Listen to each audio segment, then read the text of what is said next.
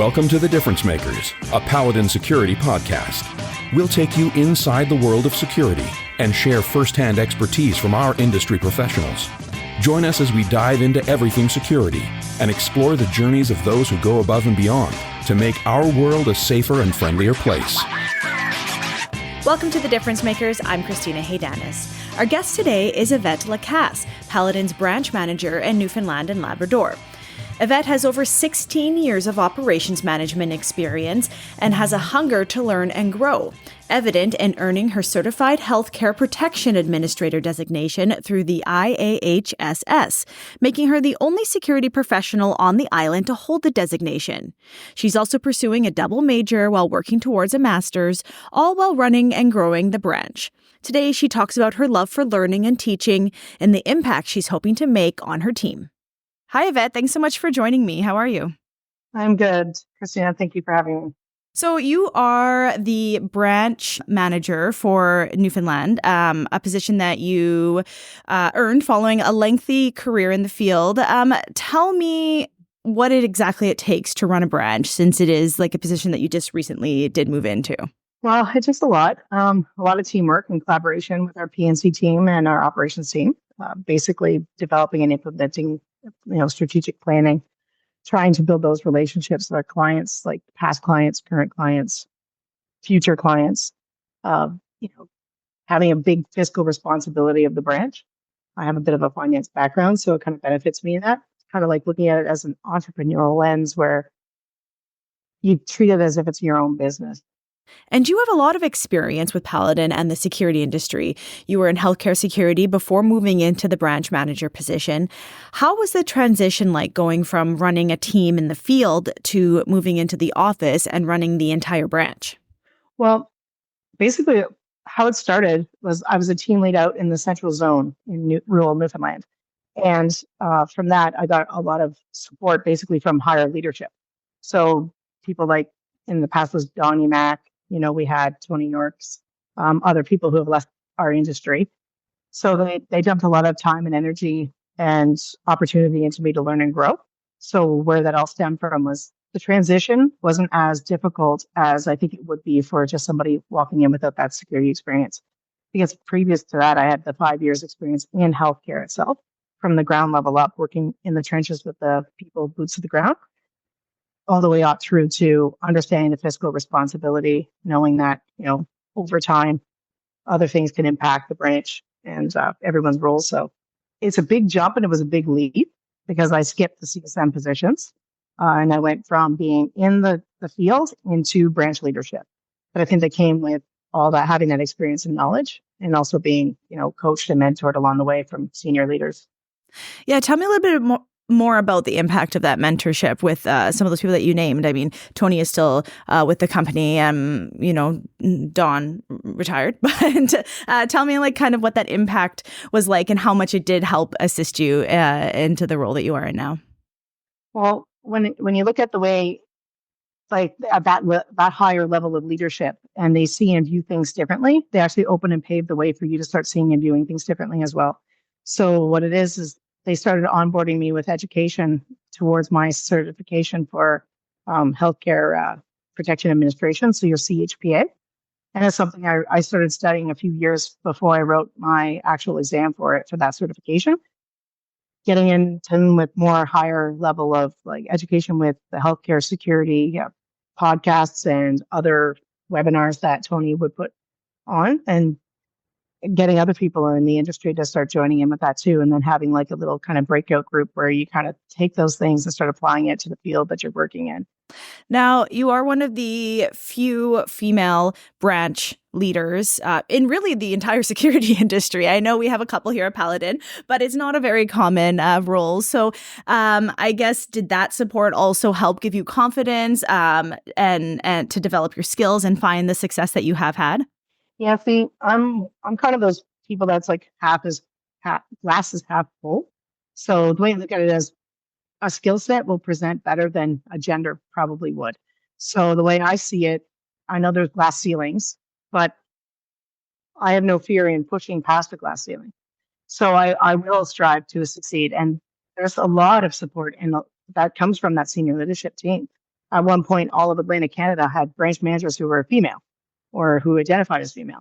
So there's an appreciation that comes from Paladin. I think Paladin is more of a trailblazer when it comes to women in leadership, because although it's not in the healthcare field or down in the trenches with higher level leadership, we still have female trainers in Toronto who they're female. We have VPs. A lot of the VPs at those levels, they're female, right? So if you look at the organization as a whole, there's a lot of female leadership.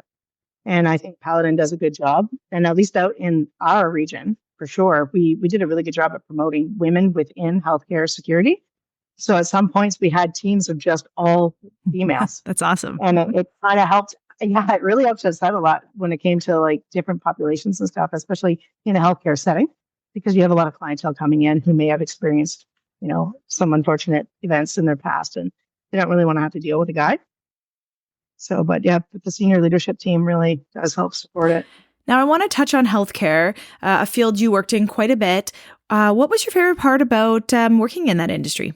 No, it's the people, and healthcare itself is very dynamic. Like I did other security before when I was much younger. When I was in college, I was working with another industry in actually downtown Toronto. And, that was like your typical guarding the building type of security, whereas healthcare is a different approach. It's more trauma informed. It's very much client based. And I don't mean client as in the people who pay the bills. I mean client as in people and patients who are coming in and out of the doors, visitors, people who are coming in, who experience some form of trauma. I think that was the difference of it. Instead of it being more of a policing type of role and an enforcement type role, it was more about welcoming, customer service type, and how can I help you? And the way Paladin, the motto that we have is, making the world a safer and friendlier place. And it kind of proves to be when you're in the healthcare settings, because you have that opportunity to help, extend your hand out to those people in those populations. Right. And I'm sure you've met a lot of people along the way that kind of, helped form who you are even to this day. I know you're big on like empathy-led security and that kind of approach. And so is that something that you are passionate about teaching your team right now?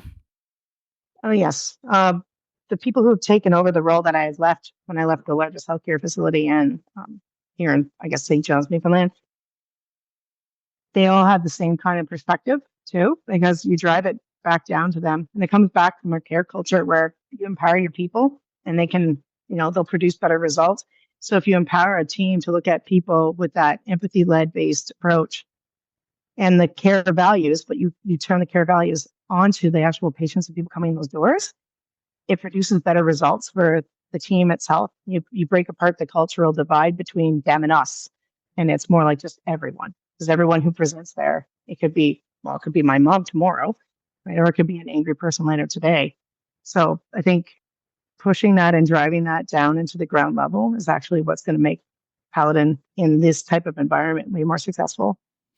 How have you seen it make an impact on your team? Well, for the team itself, a little bit of history. I basically plopped down into St. John's based on a transfer request because I was in the central region. I decided to go to the eastern region. Middle of COVID, of course, because, that wasn't stressful enough. So I took over the largest healthcare facility when I got there. And truth be told, when I got there, it was so high stress. I think we had 24 security officers running around the building at any given time doing screening. People were upset. They can't just come in when they want to see their family in palliative situations. And so at first I was like, oh gosh, this is a bad decision. I should not have done. But then I went back to the principles of, well, it's about the people. And the reason why, it may not be as high performing as it should be or could be is because they didn't have someone to help push that drive in that empathy-led approach. So everyone was scared. It was a very stressful and impactful environment. So with that, I came home. I spoke to my wife. She told me, you wanted a challenge. And God love her. She's right. I did. And I was like, okay, touche. So I went back the next day and I was like, okay, reworked it. Here's the plan. This is how we're going to implement things that we're going to do. And slowly over time, it's getting the buy-in from the people. Then they have to be able to trust you. And they have to be able to believe that anything they're bringing to you, you're going to bring it forward to the higher level to help sort things out, especially to the client, because it was new. COVID was new to all of us. So it was really difficult to navigate that. but getting each of the leaders at the site at the time to understand, here's the goal and this is why we're doing this. And it's about people. And then over time, it actually benefited us. So then we developed all those people in the ground level into higher levels. And now they're leaders making really, really good money, still driving that change and that positive attitude. Yeah, I love that. And you seem very passionate about continuous education, continuous learning, pushing yourself to grow. I mean, you're in school right now. What is it? You're taking your master's? I have it written down. Sorry. Yeah. So I was going to touch on it. But double major right now. Oh my gosh. As well as my master's. And my master's picks back up in October, and I'm running the branch. Yeah, that's amazing. So first of all, on a personal level, how do you do it all? Well, this is where my staff called me a vampire, because they don't understand how I sleep. But really, when it comes down to it, there's a bunch of principles that I kind of follow, and something I learned over time, because I'm older than people think. But one of the things, you have to be very self-aware, and you have to have a goal in mind. And when you're self-aware, you got to know your limits and your strengths. And a lot of times we don't recognize that when we're in the process of trying to make a change or do something. So for me, I get up at 4 a.m. And that's to most people, that's lunacy. But to me, it's the beginning of my day. Sometimes I push the envelope. Like this summer, I did sleep in a little bit because, don't have to get up, because I took the summer off from school. If you know your strengths, then you know your opportunities for growth and also opportunities to make things better. And then you have to consider all your temptations in that, because it's so easy to just go binge watch Netflix. So if you're self-aware and you understand, this could be where you get impacted from, then you kind of have to call it quits and limits and set limits on yourself. And again, the goal setting is, I want this because it's not only going to help me, but it's something I've always wanted to achieve. I just wanted my master's. Mm-hmm. That's it. After I have my master's, I will not be going to get my doctorate. I don't want to have a PhD in front of my name or anything. Yeah. But it can be very uncomfortable and you have to be very headstrong. So it's something that, it's easier to avoid because not too many people want to be uncomfortable, but along the way, it's basic diligence. So, the end result, it'll provide you with something better along the way. And that outcome is basically from a journey. And once you get there, you learn so much stuff about yourself and about why you got to that position. And some of it's like, you have to forgive yourself if it's not going to be a success all the time. And so it's kind of like the way I see it. How do I do it? I get up early, lots of time management. I do binge watch some TV. Yeah, I do. So you do have a little bit of time for yourself. Yes. And I work out. So basically I wake up, I kind of get myself together, then I work out, and then I go into either email checking or paper writing or something. And then plan my day from there. Usually I do it on a Sunday where my whole week's planned out. My meal prep is already done for the next 5 days, so that you're not wasting time cooking, right? Cleaning. It's already just like container dishwasher type thing. So it's a lot of planning. And that's basically what it is, like strategic planning. Strategic planning. Yeah, there you go. And you also have your CHPA, your Certified Healthcare Protection Administrator designation. Why was it important for you to achieve that? Well, there is nobody in Newfoundland with that designation. And it's something that it's the highest rank that you can get for healthcare security. And for being a female in the industry, it's one of those, almost like a license to say, anybody can do this. If I can do it, you can do it. So, and it also provides a better service back to the client and just a base knowledge for yourself, because it's, you're a minimally qualified candidate of a person who says, hey, I have this designation. I know what I'm talking about. I've specialized in this. And so healthcare being one of the biggest industries that Paladin supports with clients, I mean, it was a no-brainer just to get it, because one, there's so much in this industry. It's such a big industry. People think, the traditional security officer just goes around and jiggles doorknobs and stuff, but really it's more than that. You're really infused with clinical care teams, and that's what that protection administration gives you, is that, how to deal with, your strategic planning, your security management plans, et cetera, so that you have more robust knowledge and be able to apply that back to your teams. Well, and is it something that you also encourage others to get their designations too? I mean, that one is, like you said, high up, but you can start lower and work your way up with the different designations. So through the International Association of Healthcare Security and Safety, there's several courses you can take with them. There's also ACES too, and I'm starting to dabble in that because, I can't just help myself. I have to keep on getting more and Keep more. going, yeah. Yeah. Until my wall can't fill in if anymore on it. Right. So I do encourage everyone to take it. And kind of like what we're doing here is that we have memberships that we've purchased for our regional supervisors and some of our leadership team so that they have that pathway as well. They have the opportunity to take the same pathway. Yeah. So is it a lot of people taking it? Are they taking you up on that opportunity? Or is it like you're still trying to push them and encourage them and guide them? I'm still trying to push them. They think I'm crazy. Because they all see, they're like, you get up at 4:00 in the morning. I cannot get up at 4:00 in the morning, right? Some of these people have family and kids, and I don't have kids. I have a demanding 6-month-old French bulldog that's trying to get my attention right now, and I'm trying to tell them it's not impossible. And they have to understand too, I'm burning the candle at 4 different ends. My wick is 5-pronged star here. I'm burning the top, both sides, and one of the legs. So not everybody has to do that. You can take your journey to the however long you want to take your journey for. But my biggest recommendation, if somebody were to do it, give yourself at least a year to study because there's a lot of course material to go through for your CHPA. And you can start by picking up all of those other things basic, I guess it's advanced, and then supervisory role education through IAHSS as well. I wanted to talk a little bit about MOAB, which you taught. Can you just elaborate a little bit about what exactly it is and how it gives security officers the right tools to do their job? Yeah, so that's the management of aggressive behavior. I was a trainer for Paladin for, I think it was just over 3 years. Basically, so you learn how to diffuse and de-escalate situations based on, body language, paralinguistics, and then, deliver better communication to people who, and identifying why and triggers why people are acting out with that type of behavior. So, big proponent on communication.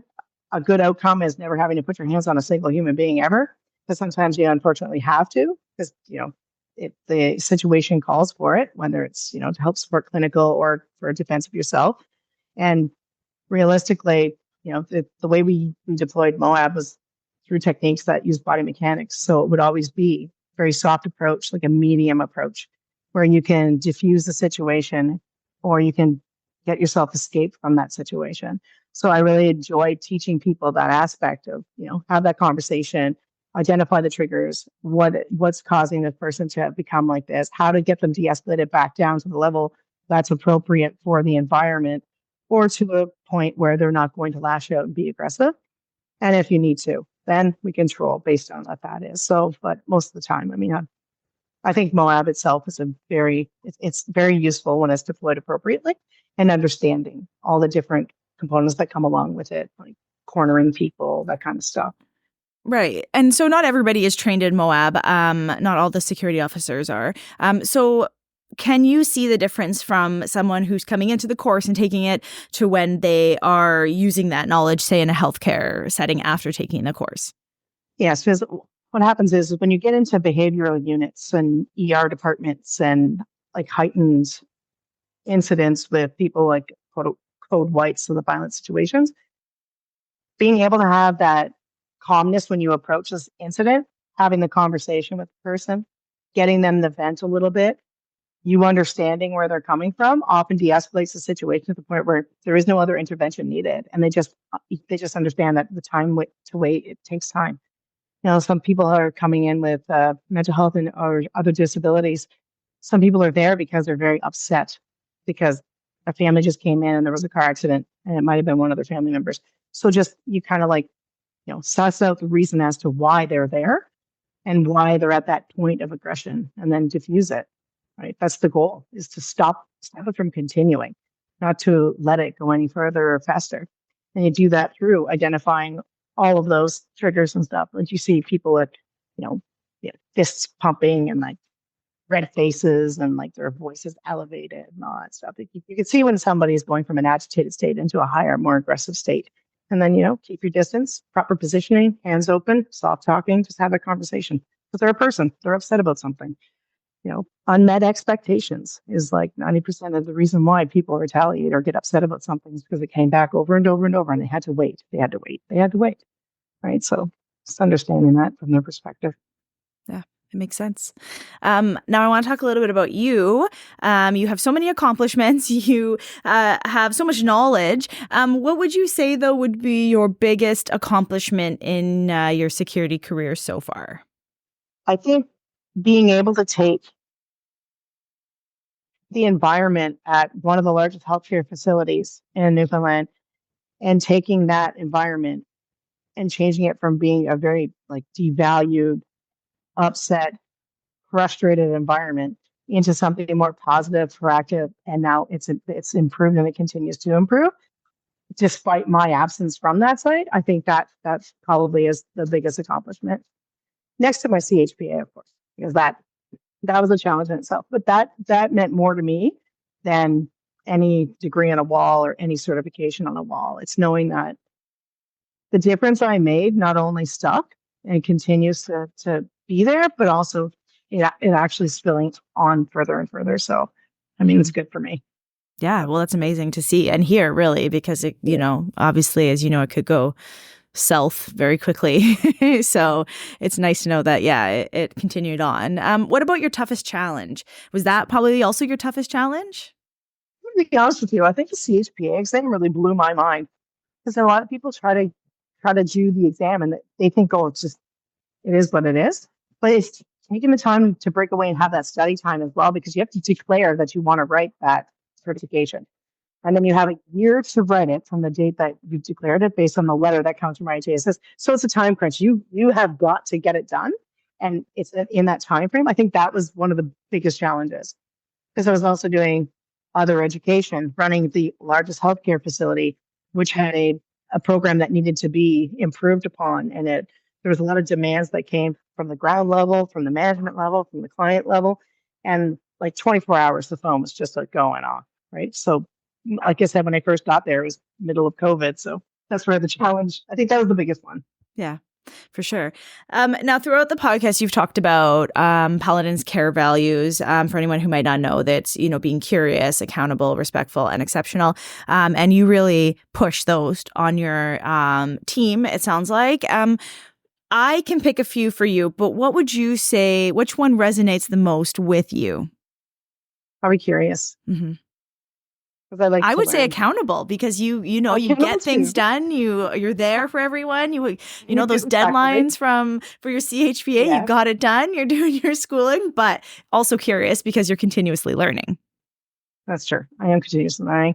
I also have a grave respect for people that are around me, and I find everybody has their own unique way of doing something. Like no two leaders lead the same, so you can really learn a lot from even somebody who is not in the leadership role, how they manage themselves on their day-to-day. We have some really outstanding performers who do like 400 and something patrols a month, who could put in 600 reports in a month. And I was like, my goodness, how are you doing this? Because it's not fictitious, they're real. And it's just like, those are those outstanding people. And you're like, hey, that's above and beyond. There's the exceptionality right there. And then you have other people who just go by, do what they do because they're not geared to that level of wanting to accomplish that. So, I guess so. I guess it's probably accountability. Yeah. Yeah. But why would you pick curious though for yourself? I mean, I can see why also, but. Oh, I want to learn. I've always been, I'm a lifelong learner. I've always been that way. I kind of get that from my mom. She's always, she had books around, we all have like a little mini library as kids. And, if I wanted to learn something new, she would get it for us and we could learn it. Yeah. Well, and then so what kind of drew you to the security industry? How'd you land there? Well, I actually, I think it might have been almost by chance again, because at first it was in school, police foundations, you're in college. Oh, we want to be police officers and stuff. But there was always that looming, like, oh, this private side part. And I came in Newfoundland. I wasn't supposed to stay here. I kind of just stayed. So it was only supposed to be for a short period of time. And then Paladin kind of came knocking on the door, like your credentials type thing, and interviewed. And, I was like, okay. And I got to learn a little bit more about how Paladin approached security. And I was like, this seems like a different industry leader. This is different. So I'm interested. My curiosity kicks in and I joined. And then from there, it was like I helped develop the program in the central zone. Again, literally like individual at the time who was in the integrated protection services role out there was like, you helicoptered in from nowhere. Like, and it's kind of true. I kind of did. And I had a complete different perspective. Like I had that, what they call the mainlander perspective of things. And I brought that kind of attitude to the island in a different way than I think that they were expecting or used to. And I was able to help develop the program and then just, move on from there into the role that I am in now today. Yeah. I love that. Well, everyone I've talked to about you has had only good things to say about you and how much, success that you will find in this. Yeah, you paid them. Okay. Well, no, but in all honesty, everyone always has such amazing things to say about you. So you are definitely making a huge impact in St. John's. Now, my last question to you is, what would be your advice to others? Anyone maybe in general who wants to achieve something or wants to get into security? I know it's kind of a broad question, but what would be your one piece of advice that you would like to give? Don't be scared to try. I mean, if you see something, an opportunity that presents itself and you can either take it or leave it, I say try it. Just take the opportunity because you just don't know what direction you can go in. Like I never thought I would be here. I don't even know when I first came to the province, I think it was 2017. I never thought 2024 would come and I'd be in this role that I'm in. But I took those challenges. I took those steps. And I think that's something that everyone should consider. If you want to grow and develop and do something more, especially in this industry, whether it's with Paladin or not, I mean, it's a stepping stone into other careers as well. Policing, sheriff, corrections, all that kind of stuff. Take the leap and I say just do it. Yeah. Well, that's great advice. Well, thanks so much, Yvette, for joining me. It was such a pleasure to talk to you and get to know you more, know about your passions and just even learn more about the industry and St. John's, really, about what's there and your team. So thank you so much for taking the time. I appreciate it. Yeah, thank you for having me.